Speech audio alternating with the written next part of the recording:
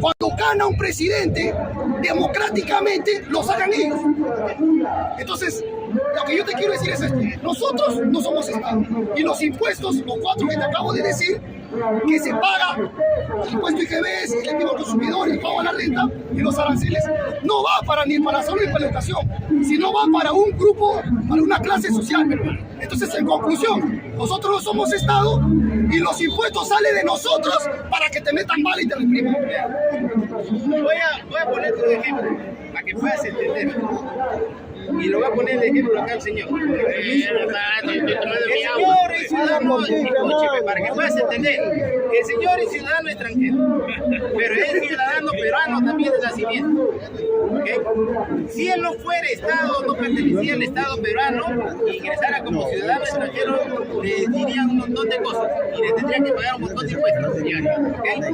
Y se limita a lo que el Estado le diga. Pero como él es nacido acá y es peruano, el Estado le dice: señor, usted ingresa nada más. Bien, eso es el Estado. ¿Ya? Tú con tu DNI que tengas, así no aportes, así no tengas nada, así si es un pago de la calle y tienes una emergencia, en cualquier hospital te tienen que atender por emergencia, porque peligra vida. Entonces, ¿tú qué le vas a decir, señor? Pero yo no tengo poder. Entonces, si tú no tienes poder, que el médico no te atienda. Ese es el Estado. Está problema lo que va a atender. ¿Okay? No confunda. Ahora, si tú hablas de los impuestos, todos tenemos que pagar impuestos. Ahora estamos pagando bajo en Latinoamérica, 16% de IGB más 2% de lo que van a las municipalidades, son 18%. Brasil tiene hasta 29,2, 29,5, Uruguay 22,5, y tú que adoras a Cuba, ha habido un aumento de 500%. Bolivia, que está hasta el perno, ha aumentado 240 o 150%. Real. ¿Te imaginas que ahorita dijera la vieja esta ladina que aumente 500% de todo? ¿Qué haría la gente? Se pone loco. Y allá, porque no le permite protestar que va a haber ese aumento. Y son países dirigidos por la izquierda. Nicaragua. El Estado somos todos, quieras o no quieras. Porque si no fueras parte del Estado, no existieras. ¿Okay? Entonces no puedes tú justificar algo que no es.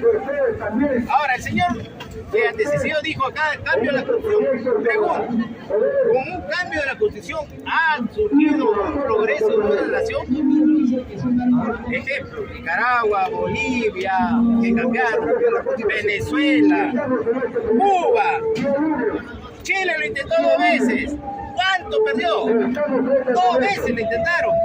Imagínate cuánto, para salvar su moneda, quemaron 13.500 millones de dólares para salvar su moneda. O sea, no vemos eso. El problema no es que esté en la ley, el problema está en que las personas integran. Ahora, tú reclamas sobre la plata que le dan, estoy de acuerdo contigo, que no le den en ningún ente de esas empresas, por ejemplo, comercio, Canal 4. Por eso que Huila le jode como mierda esos canales, porque no reciben ni un puto centavo del Estado. Entonces tú, como tú estás de acuerdo, como tú estás de acuerdo que no le den plata al Estado, entonces agradece a Huila, porque es el único canal que no recibe plata del Estado. Estaría contento, ¿sí? Hay que aplaudirlo. Entonces, no vemos esas cosas. No, mira, ¿sabes cuándo nosotros tenemos, entre comillas, injerencia al Estado? Tenemos un día, el día que hay elecciones. Ese es el único día, entre comillas, democráticamente, que se nos da un poder para, de una manera indirecta, darle el poder a un grupo de personas que necesitan nuestros votos. Mejor dicho, ese es el único día que, entre comillas, nos hacen una validación. Todos los 364 días restantes, a nosotros no nos conocen, nos difaman y nos la pidan. Por ejemplo, te digo el ejemplo rápido. Tú me acabas de decir ahorita del 18% del IGB. Está bien, yo te he dicho hace rato, los 4 del que el gobierno central se nutre. ¿Qué hay más? Pero los 4 son los principales. Entonces yo te pregunto, cuando tú dices que nosotros somos Estado, yo digo, nosotros, ¿qué injerencia tenemos? Por ejemplo, como te dije hace rato, en los aranceles. ¿Qué injerencia tenemos nosotros? ¿Qué injerencia tenemos en la exportación e importación? ¿Qué injerencia tenemos en las minas? Y no me vas a decir, oye, porque las minas y todos los recursos minerales, etcétera, toda la tabla de Mendeleev, que prácticamente lo tiene Perú, es de todos. Pero no todos podemos administrarlo eso. ¿Por qué? Porque mediante ese voto mentiroso, entre comillas democrático y indirecto, le hemos dado el poder a ellos. Y cuando se le quiere quitar el poder a ellos, ellos te reprimen. Y cuando gana el voto popular, alguien democrático que quiera hacer un avance, un pequeño avance, lo encarcelan. Entonces, para culminar a lo que yo quiero llegar, nosotros no somos Estado. Nosotros, ¿saben para qué nos necesitan? Para trabajar, para seguir siendo esa cadena que reproduzca valor, porque lo único que da valor es el trabajo. Y por último, como te digo, necesitan nuestro voto y nos necesitan porque si nosotros no existimos, mejor dicho, las grandes masas explotadas no existen, no va a existir la minoría que vive de la mayoría. Entonces, okay. Déjalo que hable, tu amigo, déjalo que hable ya. Me parece que las cosas están bien claras. Acá hay personas que defienden al Estado. ¿No? Acá hay personas que vienen a defender al Estado. Pero a ver, usted que nunca ha ido a una posta de la salud, claro que lo tienes que defender al Estado. Que tiene plata y que puede ir a una clínica, no hay ningún problema. Pero el pobre, que necesita justicia, trabajo, educación, hay una ley del Estado. Entonces está bien claro que a 200 años de vida republicana, el Estado no está al servicio del pueblo. ¿A quién le van a engañar? El Estado no está al servicio del pueblo, está al servicio de la clase plutocrática, está al servicio de los que ahora están imprimiendo una dictadura contra el pueblo. Entonces, ¿de qué Estado nos están hablando? Lo que nosotros tenemos que hacer es lo siguiente: en esta etapa de la historia, nosotros tenemos que quitarle ese Estado a la plutocracia. Nosotros tenemos que quitarle esa democracia para el servicio del pueblo. Es la hora que nosotros tenemos que organizarnos y enfrentarnos a estos elementos que quieren hacernos creer que el Estado es benefactor, cuando eso es todo lo contrario. Ya lo dijo el señor, el Estado está para reprimir a las masas. Los impuestos que pagamos son para la bomba lacrimógena, para las balas, para matar al pueblo. ¿O no han matado a más de 100 personas en esta coyuntura? Entonces, ¿cómo puede haber una persona, un ciudadano, si es que se dice ser ciudadano, que venga y tenga la desfachatez de defender al Estado en una plaza pública? Yo creo que eso es un acto condenable y repudiable. Yo quisiera que todos los que participan repudien esa actitud de que supuestamente debe ser un espía y no un ciudadano del pueblo. A ver, vamos a aclarar. Yo admito la ignorancia, ¿no? Y como siempre he dicho, con respeto, como he dicho, lamentablemente así estamos mal empoderados. Cuando yo me refiero al Estado, me estoy refiriendo a la organización de cómo nació el Perú. Cuando yo me voy al extranjero, me voy a llamar un ciudadano peruano, porque nací en este país y bajo estas reglas yo me crecí. ¿Okay? Este es un Estado organizado. Ahora, yo no estoy en contra del Estado. Estaría loco estar en contra del Estado porque tendría que estar en contra mío mismo. Lo que sí estoy en contra de las personas corruptas que dirigen el Estado. El Estado no se dirige si hay personas corruptas dentro de él. Cuando nosotros elegimos para que administren, no para que cambie el Estado, para que administre, porque el Estado es una organización política de una nación, no de un pueblo como lo quieran llamar, de una nación. Pobre, rico, blanco, cholo, empresarios, todos vivimos en este país. Entonces, cuando ustedes van a elegir, piensen a quién eligen, pues. Por ahí escuché que se eligieron democráticamente. A ver, si nosotros pedimos las cifras, hablamos con cifras, porque no tenemos que hablar pavadas, ¿ok? A ver, la fuente es lo que dice el señor, la fuente, el jurado mismo nacional. Somos 25 millones, casi 600 de votantes, ¿ok? Si yo digo que es democráticamente, porque el señor aclama que es democráticamente elegido, entonces el individuo que llegó a Palacio tenía que haber elegido más de 13 millones o mínimamente 12.750.000 y tantos mil, para que sea 50 más 1 legalmente establecido, con números físicos. Ahí sí puedo decir democráticamente, porque las cifras me dicen que más de la mitad reales de la población sí votaron por ese fulano. Pero ninguno de los candidatos que llegaron a la tercera vuelta no llegaron a los 9 millones. Eso representa un tercio del voto real. ¿Eso no es democracia? Creemos, entre comillas, democracia. ¿Ah? En Estados Unidos, para dar un ejemplo, es un voto indirecto, no es como acá que dice indirecto, acá es directo.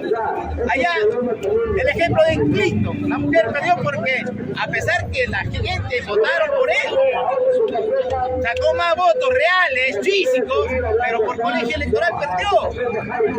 Es un voto directo, entonces ¿qué dirá la gente? Eso no es democracia. Oye, usted habla por hablar, por el hígado, habla algo legal, con normas, con fuente, como dice el señor. No hable por hablar. Si yo me pongo a hablar por hígado, estaría cagado, pues.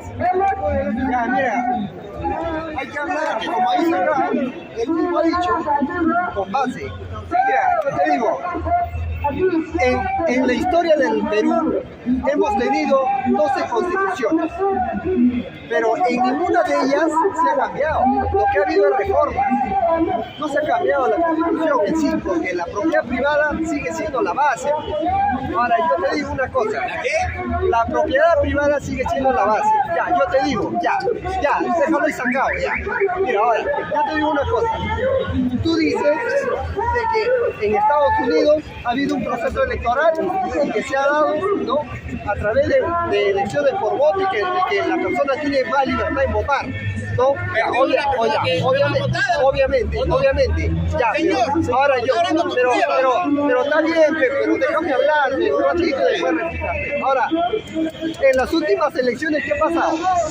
Ahora, ¿por qué lo querían denunciar a Biden? ¿Por qué? Porque habían votado últimamente con los correos electrónicos. Ya, ¿qué pasó? Evidentemente ha habido una irregularidad, porque lamentablemente la digitalización, ¿quién lo controla? El aparato del Estado, que es un aparato que obviamente no va a trabajar a favor de la persona que está detrás de intereses políticos, de intereses corporativos. Lo mismo que pasa en Estados Unidos, también pasa acá. Ahora yo le digo, acá en el Perú, ¿cuántas leyes tenemos a favor del pueblo peruano? En el papel de la Constitución dice que nosotros manejamos una economía social de mercado, pero en la práctica no lo hace.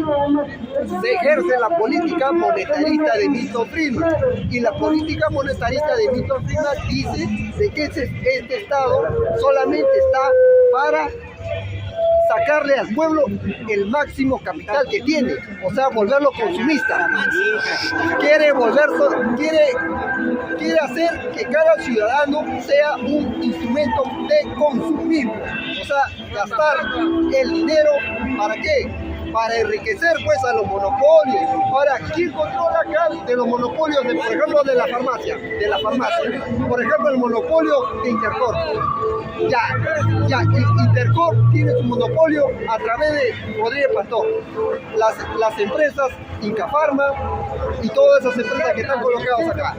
Ahora, lamentablemente tenemos una constitución que avala todo este tipo de aparatos, porque el artículo 62, 63 está avalando todo esto. Ya, ahora, un ratito nada más. Ya, mira, lamentablemente, pues yo te digo, lamentablemente, no lo digo yo. Ahora, el Instituto Nacional de Estadística dice que las regiones que supuestamente tienen más riquezas son las más pobres del país.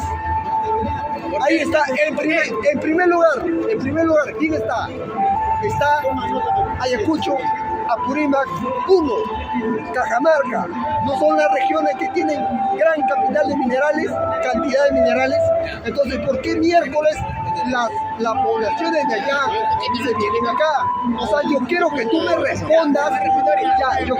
respondas, por qué hay emigración del campo a la ciudad si supuestamente la política monetarista es eficiente, como tú dices. Ya, yo voy a reportar un ratito más, chiquita.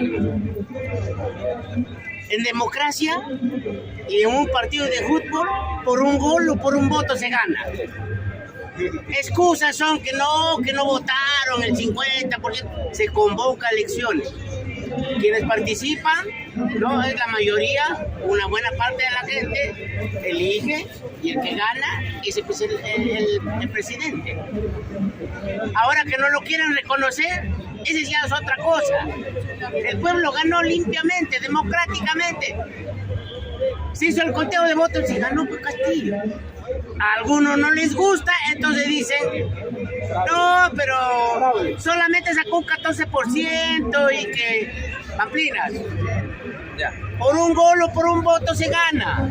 Ahora, ¿qué es lo que quiere pues el pueblo? ¿Por qué le piden cada 5 años el voto? ¿Por qué? Porque quieran o no quieran, cualquier gobierno que va a entrar necesita legitimidad. ¿Y de dónde obtienen esa legitimidad? El voto popular.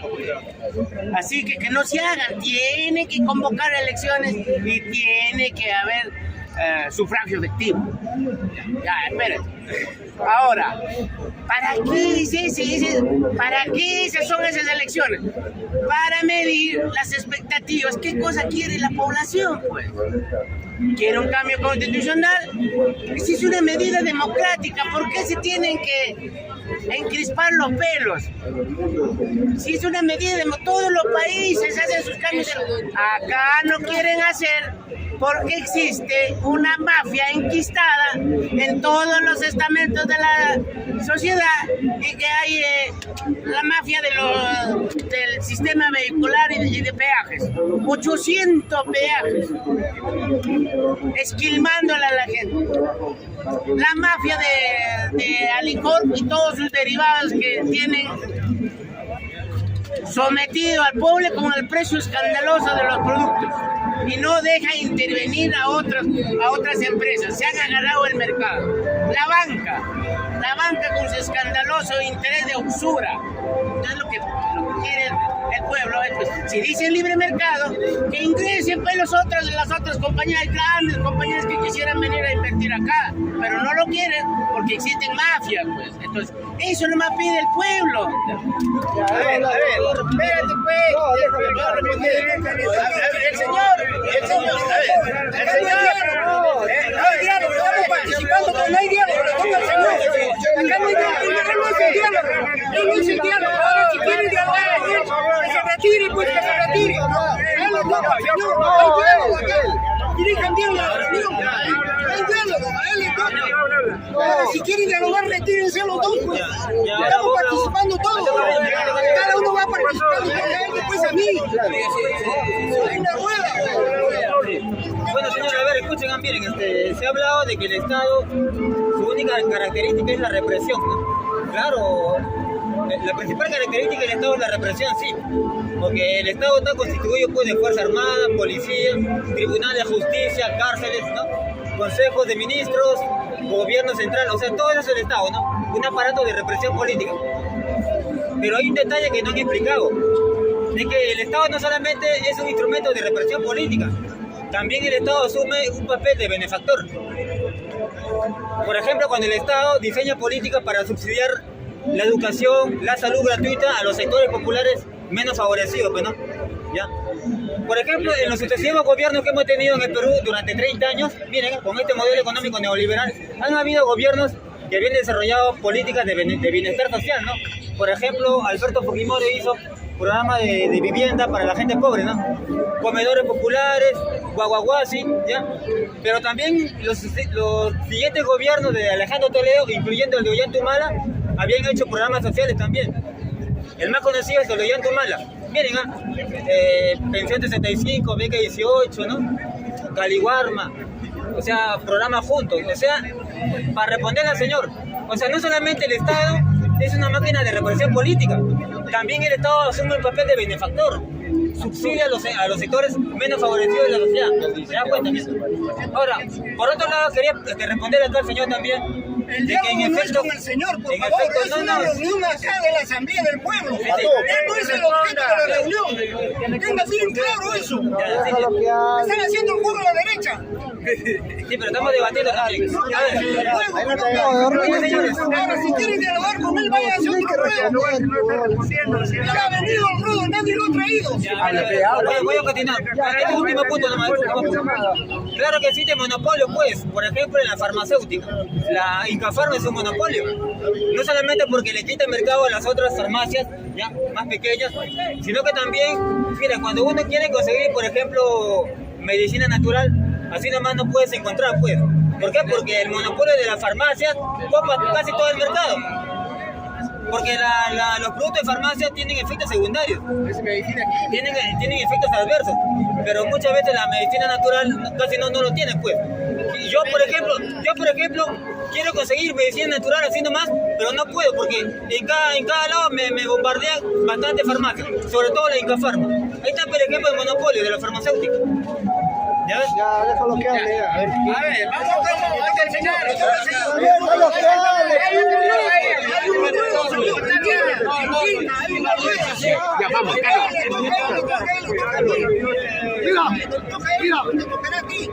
Mira, por ejemplo, la escuela liberal que hacía trabajar, explotaba más de 16, 18 horas, en 1929 en el crack, ya no podía sostener ya. Al no poder sostener, viene John Keynes. ¿Para qué? Para poder aguantar el avance del contracapitalismo. ¿Cómo hicieron eso? Dándole subsidios a la población, pero no lo hicieron por buena gente, lo hicieron para sostenerlo. Y tú sabes, cuando tú le das al pueblo migajas, hay gente que se queda dormida. Entonces, el modelo John Keynes hizo eso. Y después vino el neoliberalismo. Pero por lo menos, el modelo keynesiano tiene por principios o por postulados nacionalizar, estatizar, en otras palabras, que el Estado tenga más injerencia que la propiedad privada. Pero los dos están concatenados, no están separados. En cambio, en el neoliberalismo es que el Estado no tiene injerencia en nada. Cuando el neoliberalismo se alían con las transnacionales y con los grupos de poder. Entonces, ¿qué es lo que se busca en esta coyuntura? Que el Estado tenga más injerencia. ¿Para qué? Donde la propiedad privada no entra, el Estado puede entrar en lo que viene a ser la salud y la educación. Por eso lo que yo quiero decir es esto. En estas dos rutas que tenemos que elegir el mal menor. Y el mal menor es el modelo keynesiano contra el neoliberalismo y el libre mercado.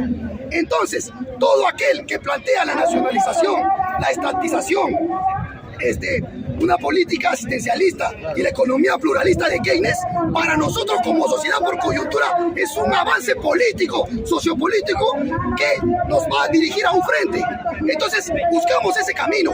Ahora, para culminar, cuando decimos nosotros que el Estado no está, como dice el amigo, que el Estado no está claro, el Estado, amigo, jamás va a solucionar nada, porque ya lo repetí, el Estado está aliado con la propiedad privada, y mientras el Estado esté aliado con la propiedad privada, como dijo el amigo bien preciso, eso se llama una plutocracia. ¿Qué es plutocracia? Cuando los que te dirigen son la gente más adinerada, pero no adinerada trabajando, sino adinerada explotando. Y para culminar, regálame un minuto.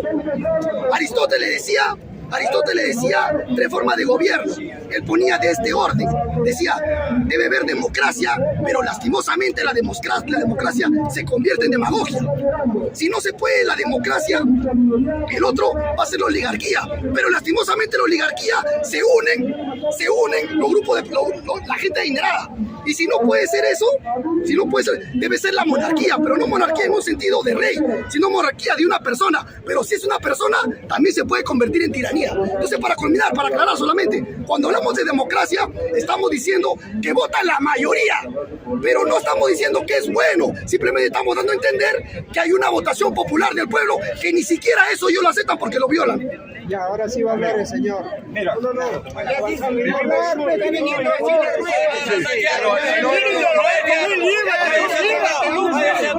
Anda a otro lado, aparte. Llévate lo que nosotros estamos viviendo una dictadura militar civil, pero más militar peruano, porque acá se han impuesto las tanquetas, los tanques y las balas de las Fuerzas Armadas, de las Fuerzas Policiales, del Congreso y toda la derecha. Eso se vive acá.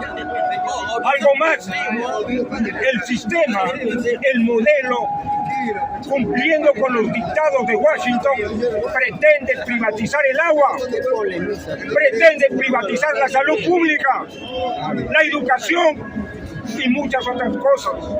Y contra eso tenemos que luchar duro, organizar duramente. Pero ¿quiénes son los actores intelectuales del genocidio en el Perú y de la vacancia Pedro Castillo? La embajada norteamericana. Peruano, es la embajada norteamericana lo que le dio, ordenó a las Fuerzas Armadas peruanas, a las fuerzas policiales y al Congreso y a toda la derecha, sacar a Pedro Castillo. La pregunta es ¿por qué? Simple, porque Pedro Castillo no garantizaba el robo y el saqueo de los recursos. Por eso lo vacaron los Estados Unidos, sus corporaciones, sus transnacionales y las de sus aliados europeos.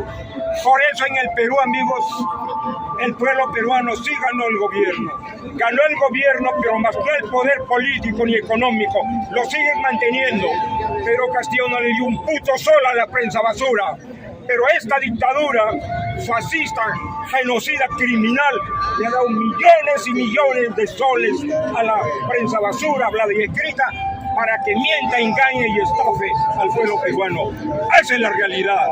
Por otro lado, nosotros tenemos que estar claros. El presidente Pedro Castillo, por primera vez en la historia republicana del Perú, llegó a la más alta magistratura, un gobierno, un candidato del pueblo. Por eso es que tenemos que estar claros. Nosotros tenemos que decir claramente que el jurado electoral no se ajusta a la realidad. Al pueblo le dio un porcentaje que no es cierto. Pedro Castillo ganó mucho más. ¿Por qué, peruano?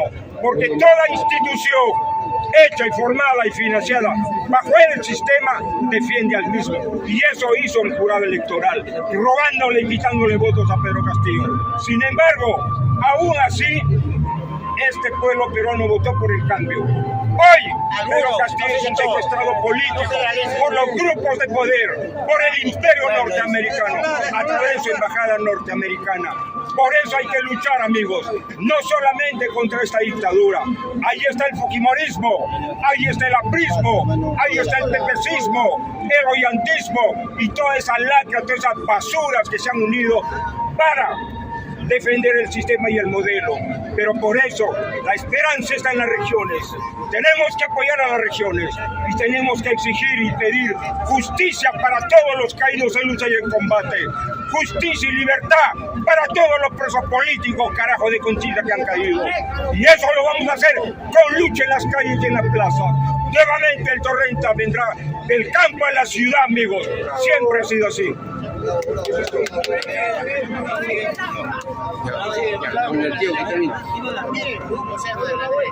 Justamente nosotros estábamos tratando de hacer una asamblea popular, pero lamentablemente nos faltan elementos que se infiltran para desviar la atención de lo que queremos hacer en este país.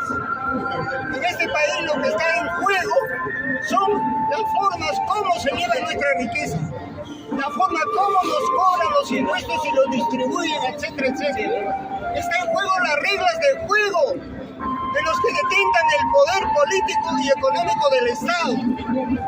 Ahora ellos están probando lo que probablemente puede ser un gobierno popular, porque después de Castillo inevitablemente va a tener que haber un gobierno no de la izquierda, no de los revolucionarios, pero sí de las necesidades del pueblo que quieren un cambio.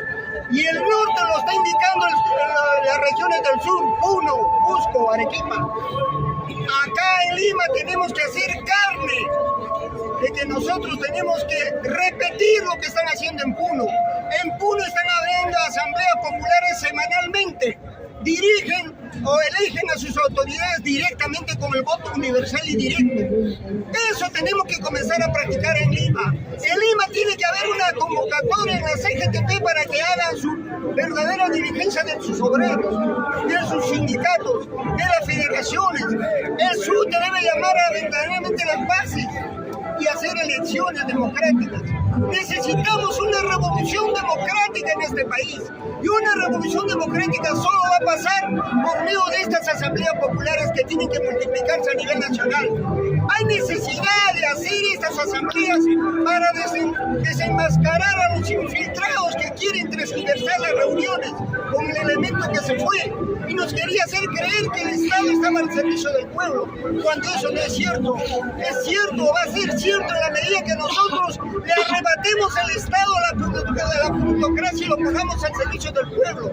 Y eso solo lo vamos a lograr cuando en esta coyuntura electoral nosotros en la asamblea podemos decidir y decir a esos que dicen que representan al pueblo, a esos 5 partidos comunistas y a todos los que se dicen y se llenan la boca de reivindicar al pueblo, les llamaremos y les tenemos que decir que presenten una candidatura única electoral en lista parlamentaria y en lista presidencial. Solo así pues, de repente podemos tener una mayoría en eso que se llama Congreso. Y a partir de tener una mayoría podemos comenzar a desarmar el Estado de Derecho procapitalista. Podemos comenzar a tejer una nueva legislación como lo están haciendo en Chile, en Bolivia, en Colombia, en Brasil. Porque no vamos a esperar tomar el poder político del Estado para poder hacer una revolución en este país. En este país podemos hacer una revolución dentro del capitalismo. Eso lo ha hecho China, eso lo ha hecho Vietnam, y eso lo están haciendo todos los pueblos del mundo. Nosotros simple y llanamente lo que tenemos que hacer es, a través de estas asambleas populares, como vuelvo a repetir, desenmascarar a los enemigos del pueblo. Esa es una tarea fundamental. Y en estas asambleas se deben de sentar las bases. Yo, por ejemplo, como represento al Ágora Popular, hemos lanzado un manifiesto al pueblo peruano llamando a una asamblea general en la Plaza San Martín de todas las organizaciones políticas para que bajo una agenda popular discutamos punto por punto qué se necesita y qué necesita este pueblo de aquí a las elecciones. A ver, lo que quiero decir simplemente es algo puntual, ¿no? Alguien por ahí habló y ya se retiró. Hablemos del discurso de la democracia. Lo pintan bien bonito, ¿no? El discurso de la democracia. Empezaré diciendo que, bueno, es el Estado quien convoca al pueblo, ¿no? El Estado que supuestamente nos representa, convoca al pueblo para nuevas elecciones, ¿ok? Entonces, ¿qué pasó últimamente, en 2021? El Estado abrió, ¿no? Las elecciones y después de los comicios ganó un candidato, ¿ok? Como lo dijo el compañero que se retiró, la democracia, ¿no? Así gane por un voto, eso es democracia. Bueno, así se hizo, respetando el juego político de la democracia. ¿Ya? Entonces, el pueblo eligió a un candidato que, como lo dijo el compañero, o acá el compañero, que no le dio plata. Bien, amigos, eso es lo que venimos transmitiendo nosotros a esta hora de la noche desde la Plaza de San Martín. No, tiene razón, ¿no? ¿Qué es democracia? Democracia directa y participativa. De eso se trata, para poder practicar en el Perú la verdadera democracia y, por supuesto, para desarrollar a las grandes mayorías, al pueblo en sí, industrializar al Perú con lo micro y mediana y gran industria. Bien, amigos, tengan ustedes buenas noches. No se olviden de suscribirse, no se olviden también de regalarnos ese poderoso like. Gracias, amigos, por estar siempre al tanto de todas las transmisiones que nosotros venimos realizando. Gracias. Cuídense mucho. Lo boicotean, ¿no? O lo meten preso. O sea, entonces yo simplemente quiero decir algo